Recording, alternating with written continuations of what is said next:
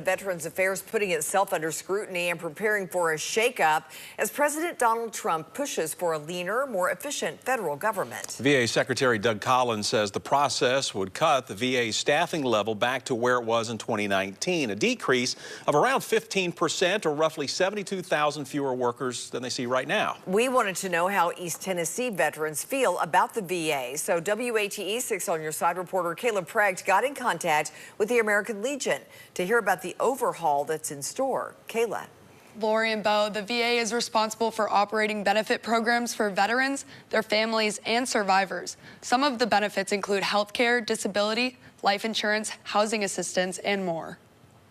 You don't want to see anybody lose their job. That's one of the big things. The VA's goal, in alignment with the Trump administration, is to cut enough employees to return to 2019 staffing levels. Michael Testerman with American Legion in Knoxville, like many other veterans, depends mainly on VA healthcare services, especially recently to repair his shoulder at the Knoxville Orthopedic Clinic.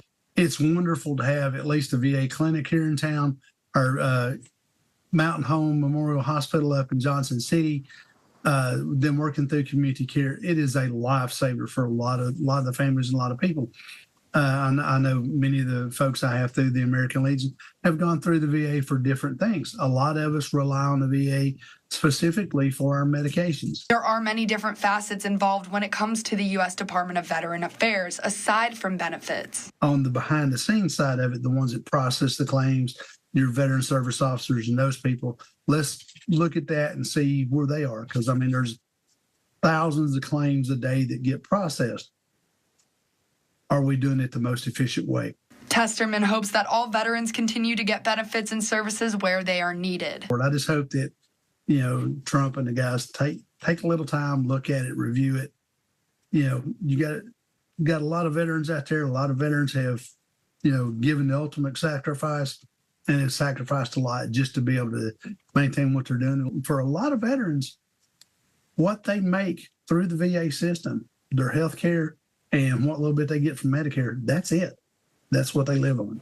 We mentioned VA Secretary Doug Collins earlier in the week. He confirmed planned cuts, but insisted in a video posted to social media that veterans and their families would not lose out. We're going to accomplish this without making cuts to health care or benefits to veterans and VA beneficiaries. VA will always fulfill its duty to provide veterans, families, caregivers, and survivors the health care and benefits they have earned. That's a promise.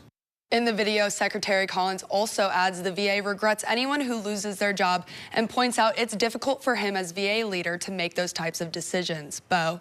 All right, Kayla, thank you. And according to a memo obtained by the Associated Press, the reorganization is coming sometime in August. And while VA Secretary Doug Collins is on board with the president's mission to find cuts, some lawmakers, including some Republicans, have shared concerns. The top Republican on the Senate Veterans Affairs Committee, Jerry Moran, posted, quote, "The VA is in need of reform, but current efforts to downsize the department, increase efficiency, must be done in a more reasonable manner."